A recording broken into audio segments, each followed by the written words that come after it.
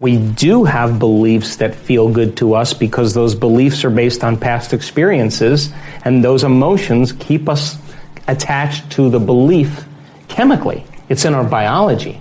And we tend to think neurologically and feel chemically within experiences then that are connected to the past. So when our beliefs are challenged, we hold on to the emotion, like Jesus had a brother. What? Mm-hmm. That doesn't feel right. He was married to Mary Magdalene. What? People freak out because they've been conditioned and they want to hold on to that because that then ensures a future that they can rely on. When you step out of your belief systems and stepping into the unknown, you are now leaving behind your past. And then do you have the faculty and the ability to create? Do you have that ability? If not, because then in order for you to go from that old belief to a new belief, you better have a plan. And you better be willing to have a new expression in your biology that is no longer with an accompanying experience that then changes your biology to understand you believe something else. But that's not the end either, because then you have to question from that point, what is the next belief that helps you to understand the next thing? For example, let's talk about it on two levels, and time out here for a second. I don't care. We can go to 11:30 here. Oh, beautiful. Thank you so much. It was a good conversation. So think about this. The person in our work who, I'll use a simple example, has a very, very difficult marriage. And her marriage falls apart, her husband was abusive, and lived by the stress hormones for an extended period of time. Of course, all her energy is going for some threat in her external environment. She has no energy in her internal environment for growth and repair. No energy for long-term building projects. The body is in vigilance. It's always anxious. She's anticipating something bad happening all the time, and she's got food allergies to everything. She's allergic to her environment. She comes to the event, she does the work, it takes her 3 months, and all of a sudden, in one event, she has a breakthrough, and she's eating anything she wants. Now, she's changed her belief about her past because she's no longer saying, I am this way because of my relationship with my husband. See, because when you say, I am this way because I had an abusive father, I am this way because I had a difficult marriage, I am this way because I got fired from my job, what you're saying is, I haven't changed since that event emotionally. And so now you're viewing your future through the lens of the past. When you overcome that emotional state, a memory without the emotional charge is called wisdom. Now you're ready to create a new future, because if you're still attached to the emotion, you're still attached to the past, and you can't create a future. Right.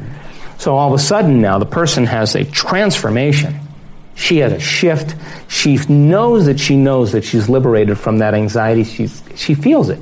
And as a result of it, in a matter of moments, Ben, her biology reorganizes to a new mind. And now she's eating, I'm watching her eat pizza, I'm watching her eat a hamburger, she's laughing, and it's sustained. But that's not the end. Because if she's healed herself, then the next question is, I understand the physics and biology of what I've done. Is it possible if I heal myself that I can heal another person? Now my belief is being challenged again. Now I'm challenging my current belief. Is it possible? Well, I don't know. I haven't had the experience yet, but if I'm thinking it and I understand the semantic, philosophical, theoretical, intellectual information, can I initiate it? Can I apply it? Can I personalize it? Can I demonstrate it? Can I modify my behavior in some way based on my last experience to have a more evolved experience? And that more evolved experience will be outside of my beliefs currently, but I understand the science, and if I can get my behaviors to match my intentions, and I've done it to myself, and quantum physics says is that consciousness is non-local, well, hell, if I can create a coherent signature here, I should be able to do it in another person. So then when the experience occurs, now I have more circuitry in my brain that's enriched. I have a new feeling in my body, and I feel like a healer. I already feel like a healer because I've healed myself, but let me see if I can heal someone else. I'm going to bring up that emotion, and it may take me a few times. And I'm telling you, that woman, we did a coherent session where we're healing another person, and the person laying down there was a woman from London who had exposure to a bacteria in India 20 years ago who had food allergies that couldn't overcome that bacteria. And I watched this woman synchronistically, unbeknownst to the woman laying down there, lay a coherent energy in that person's body, and that woman was healed. I had dinner with her in London, and she was eating salmon and rice and everything else, and she said, I don't know what happened, but I got healed. Now that person who did the healing, her belief was challenged, and because she had the experience, she asked the greater question. So the greater question then led to the next experience, but it's not enough to do it once. You got to be able to repeat that experience. You got to make it scientific. Right. You got to make it a skill. Now this is where people stop. Like they have the one experience and say, I'm a healer. No. The fact that you have the experience means you should be able to reproduce that. So then you keep pushing the boundaries of your beliefs. That's called evolution. And so people reach a certain point in their belief systems and they stop. And so I think the problem with a lot of people in the spiritual community is they confuse insight with belief.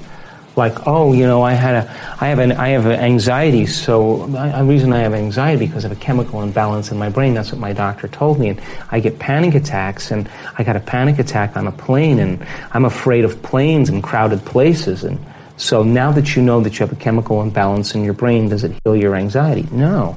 So then they go to the psychologist, they go to their friend says, well, it's not a hardware problem, it's not circuits and molecules and chemicals. It's a software problem. You know, your father was overbearing, he was a perfectionist, and it's a programming, you know, it's from your past. And the person now has the insight that their father was overbearing. Does it heal the anxiety? But they will see that as a belief, like my father was overbearing, which they're really saying is, I am this way because of this past experience. So then they go to the psychic, and the psychic says you were burned at the stake in Carcassonne in the 1500s, you're a charismatic Christian, the memory's burned in your soul. Now that you know that you were a charismatic Christian from the 1500s, a Cathar, a Templar, does it heal your anxiety? No. So then you go to the astrologer, and she says, you know, Mercury's in retrograde, don't leave the house for 6 months. It's the reason the way you are. And so they develop beliefs that are within their emotional acceptance.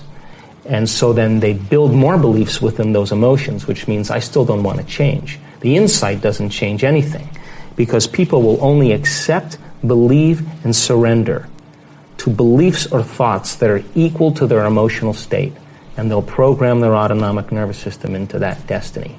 So then you get a diagnosis from a doctor, it creates the emotion of fear or desperation. You'll only accept, believe, and surrender to the thoughts equal to those emotional states. Until you change your emotional state, is it possible for you then to begin to accept, believe, and surrender to the thoughts equal to a new emotional state and bring up the emotion ahead of the experience? Now we're talking about going against conditioning. When you teach people how to connect to the energy of a future dream and be defined by a vision of the future instead of the memories of the past, to believe in their future more than they believe in their past, to fall in love with their future more than they fall in love with their past, and be able to combine that clear intention of that future and begin to feel the emotions of that future before it's made manifest. They're broadcasting a whole new signature into the field. Now, the beauty behind that is that the longer you're conscious of that energy, the more you're drawing that future to you, which also means then the moment you get in your car and start getting angry and getting frustrated because you're in traffic, now you just disconnected from the energy of your future, and now you're back to the energy of your past. And those survival emotions exert less effects on the nature of reality. So now you feel like matter trying to change matter. You're separate, and so you force it, you control it, you try harder, you wish, you pray, you hope. I mean, hope is a beggar. We do everything, compete to try to manipulate and make it happen because we have limited resources then. So then when a person's able to sustain or maintain that modified state of mind and being, then the fun starts to happen because you start seeing those synchronicities. You start seeing those coincidences, those opportunities, those unknowns, those things start falling out of nowhere because you are connected to that field of information. And not only are you connected to it, but you're also beginning to influence it. So then more and more people are creating now, and less people are experiencing the state of being called being a victim. So then if you're a victim, then you would say, I was angry because of traffic. Well, then I would say to you, well, you mean your outer world was controlling how you think and feel. Some circumstance, some person, something in your outer world is actually controlling your feelings and thoughts. That means you're a victim to those circumstances. But when you change the way you think and feel, and it starts to produce effects in your outer world, now you start to realize you're the creator of your life. And the moment you start seeing feedback in your life, you're going to pay attention to what you did and you're going to do it again. And now you're going to believe now you're more of the creator of your life and less of the victim of your life. Most people die because they're in a genetic program that if you were truly living completely in the present moment, all of your attention and energy were in the present moment, then you would be out of the program. Yes or no? Where are you? I didn't want to lose contact with you. So it would make sense then that when your body is programmed into a predictable future based on what you've did in the past, then it's almost like a predetermined destiny. Yes or no? Yes. Another way to say it is you're rushing to your death. I don't know how else to say that. You get it? So imagine, as I said all week so far, the genes that have been signaled, and certain genes are more hardwired than others. And when you notice that tendency when you're at home and you want to get up and start your day and you got emails and you just go, oh, wait a second. And you come back to the present moment, that's unnatural. That goes against the program. And people lose their free will to a program, and all of a sudden now, the will is getting greater than the program. And they're literally changing a line of time. That's what we're doing. Are you with me still? Come on. Yes. So there's not a lot of evidence that shows that people can be immortal, and yet there's an immortal gene. Cancer cells have the immortal gene signaled a lot of times. So then your will to live has to be greater than your fear of dying. Are you with me still? So then if there's an immortality gene, then on some level it has to be selected and instructed. Yes or no? Yes. And there are fables, whether you believe them or not, historic figures, charismatic leaders, spiritual beings that have overcome death. Are you with me still? Yes. Now I'm sure, here we go, my mother's going to love this.